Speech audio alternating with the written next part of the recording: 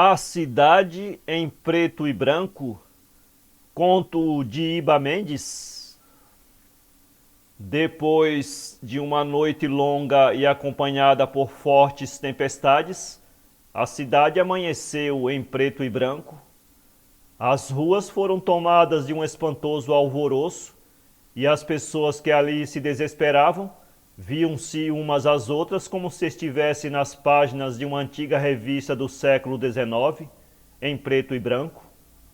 Alertadas sobre o extraordinário evento, autoridades da capital compareceram ao local a fim de verificar o ocorrido e ficaram estupefatas ao se verem também em preto e branco. O estranho fenômeno estava, porém, circunscrito geograficamente dentro dos rígidos limites da cidade, de modo que, ao se retirarem dali, as pessoas adquiriam suas cores naturais e, ao entrarem, viam-se como que inseridas no velho tubo equinoscópico inventado por Vladimir Zworykin. A notícia correu o mundo e renomados cientistas de vários países peregrinaram até a cidade numa tentativa de decifrar o enigma e, quem sabe, encontrar uma solução que pudesse reverter ou explicar o surpreendente acontecimento. Todavia, após trabalhoso inquérito e numerosas pesquisas, concluíram que tudo não passava de um estrondoso mistério, cabendo aos governantes a incumbência de um desfecho para o caso. O governo, por sua vez, publicou uma resolução com a qual determinou que os moradores deveriam abandonar imediatamente o local, aconselhando-os a buscar refúgio nos municípios vizinhos, afiançando-lhes ainda que tão logo se encontrasse uma solução para o integrante fenômeno, eles poderiam retornar em paz para o conforto de seus lares. Entretanto, decorrida uma semana, a cidade permanecia deserta, totalmente abandonada, ficando seus arredores vigiados dia e noite pelo exército, que proibia a entrada de qualquer pessoa, não importando as razões ou as circunstâncias que pudessem justificar a penetração na localidade.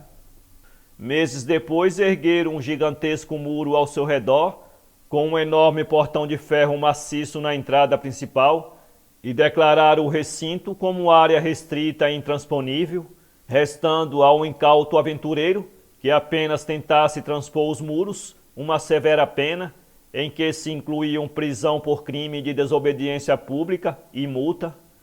E no caso extremo de invasão, os soldados estavam autorizados a atirarem contra o desobediente.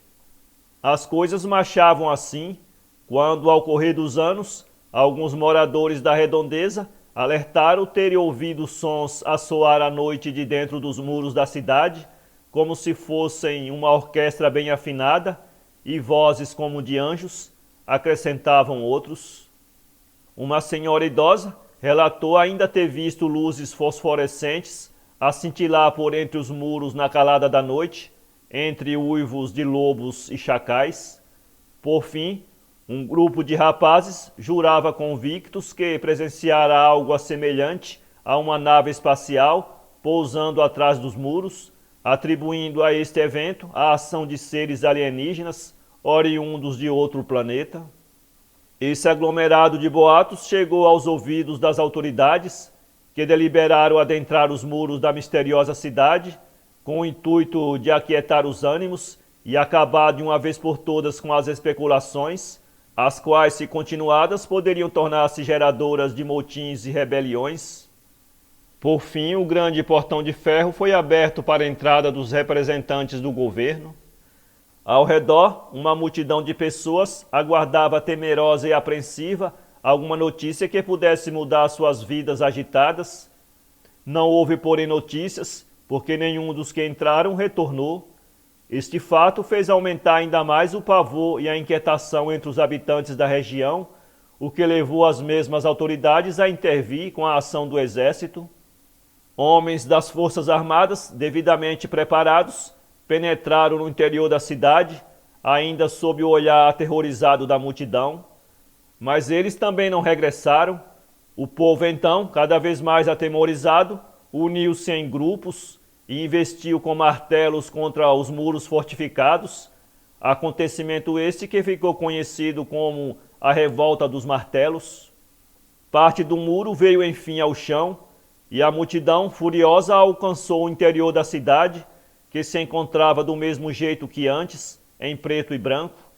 Os representantes do governo e os soldados do exército foram achados dormindo serenamente embaixo de árvores, enquanto o vento espalhava sua brisa suave e tranquila. Tudo ali se achava descolorido, em cores mortas, exceto o velho cemitério, que se destacava por suas cores vivas, assim como tudo o que no seu interior existia. Para ler esse conto, acesse www.poeteiro.com.